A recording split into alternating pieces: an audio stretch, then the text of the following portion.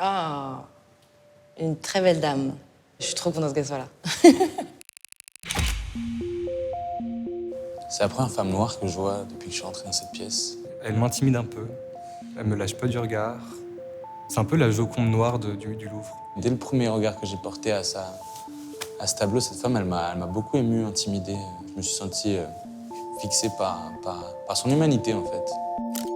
Elle est seins nus. Quand je regarde la salle, la plupart des gens sont quand même vêtus. Aussi, est-ce qu'elle a le sein nu parce qu'elle est noire?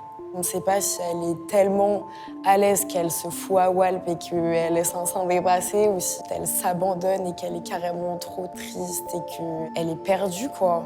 On dirait un geste un peu volontaire d'avoir montré son sein comme une espèce de provocation. On a souvent Marianne, avec un seul sein.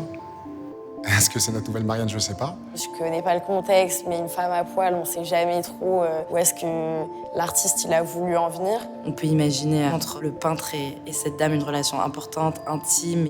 Ah, c'est une femme qui l'a peinte. Ok, j'aurais pas du tout dit ça. Je trouve ça un peu rassurant le fait que ça soit une femme peinte par une femme.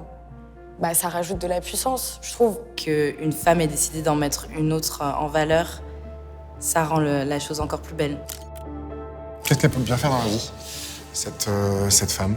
Est-ce que c'est une esclave? Peut-être une esclave affranchie? Bah, elle porte des créoles comme moi. Je la trouve assez moderne.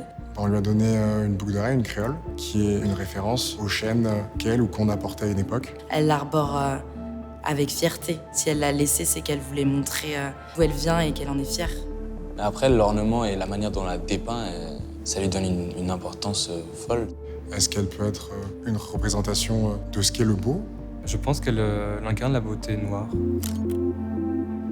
Ces images-là, ces représentations que j'ai pas toujours vues, ça a pu m'influencer en me disant est-ce que mes tantes, est-ce que ma grand-mère peut être belle? Est-ce qu'elle a sa place dans un musée, au Louvre? Mais c'est hyper important qu'il y ait des représentations de femmes racisées parce que c'est difficile d'exister ou de faire partie d'une histoire si on n'est jamais représenté, comme si on n'avait jamais été là.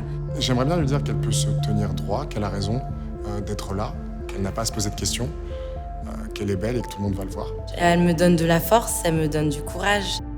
Elle me dit « ma belle résiste ».